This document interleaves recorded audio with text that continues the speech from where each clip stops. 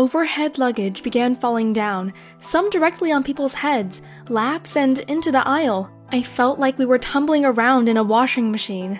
I turned to my side and looked out the window where I saw lightning strikes and flashes battering our plane over and over. I grabbed my mother's hands as we locked eyes without a single word or sound from either of our mouths. Amongst all the screaming, crying, and yelling from passengers, all I was able to do was stare at her scared and frightened face. We were going to crash. In a nosedive, hurling straight down towards the earth, the plane was disintegrating in mid-air with the right wing now completely torn off. I held as tight as I could to my mom's hand, but it wasn't enough. Our entire row was sucked out of the plane with me still strapped to my seat and my mother sucked out of hers. As the screams of the people and the roar of the jet engine began to fade away, all I was able to see were raindrops and clusters of trees that looked like broccoli as I tumbled 9,800 feet down to the earth. And then, nothing. I thought I was dead. At least, I should be dead, but I wasn't. I had been in and out of consciousness for nearly 24 hours, and as I opened my eyes, I saw no one. I heard no one. I shouted for help and for my mother, and I shouted until the entire jungle went quiet. But as my body caught up to my mind, I felt a horrible pain in my arms, legs, and chest. Falling the length of nearly 3.5 Burj Khalifas, the tallest building in the world, I managed to only have deep but not life-threatening cuts on my arms and legs, a swollen eye that I could not see out of, and a broken collarbone.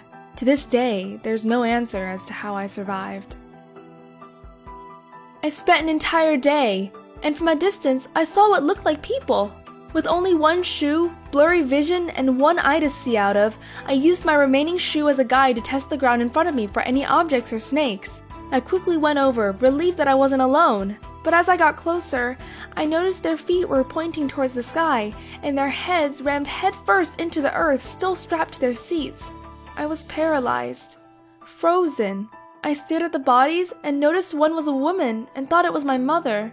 But as I looked closer, I noticed she had painted toenails. My mother never painted her toenails. I was so happy, but also ashamed at my reaction. It was the first time I'd seen a dead body. For the next 4 days, I found and crawled along a river, exhausted from lack of sleep from the hundreds of bugs biting me through the nights. I found a bag of candy as my food ration, but that was quickly running out. To make matters worse, I'd hear rescue helicopters flying around in the distance, teasing me, knowing they couldn't see me through the thick jungle forest, giving me false hope for any rescue. I felt so lonely, so afraid. I wondered if it would have been better to just die in the crash than go through this mental and physical suffering. Still, I crawled around and floated along the river for days, hoping either death or rescue would come sooner rather than later.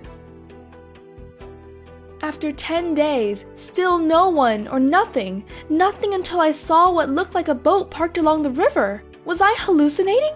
No, I could touch it. It was a real boat. What little energy I had left, I stood and searched for the boat's owner. No owner, but there was a small path which led to a hut with a palm leaf roof. Maybe I didn't have food, but at least I had some shelter. When night came, I began feeling something crawl in my upper arm. I had an idea of what it was, but I didn't want to believe it. I looked down and saw maggots crawling in and around the inside of my cut.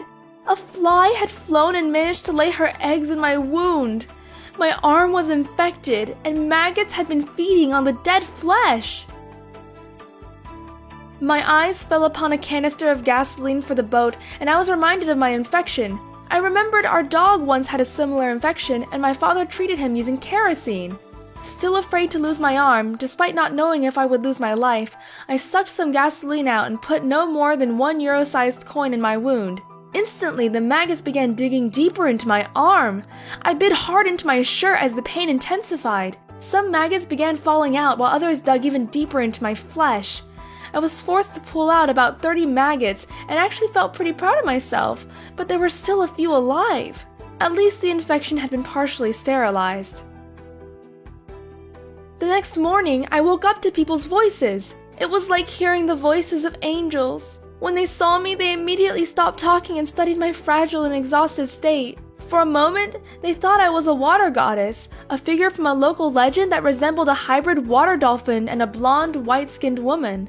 I introduced myself in Spanish and told them my story, the plane, the stream, how I ended up here. They had heard about the plane crash and ended up providing me with food and treating my wounds. The next day, they took me into town and I was immediately airlifted to a nearby hospital where my father was anxiously waiting for me. We didn't say a single word to each other. We just hugged and held one another, not letting go.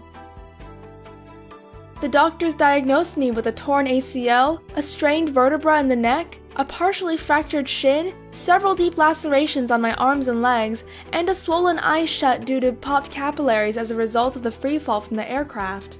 In total, I spent 11 days in the Amazon jungle.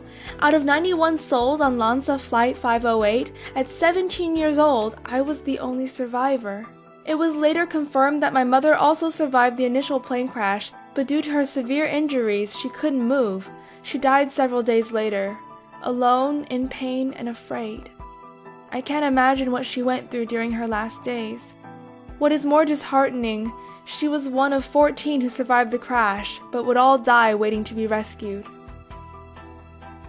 Julianne Kopka is regarded as the miracle girl of Peru, who survived the events by a combination of good fortune, basic survival training, but most of all, determination.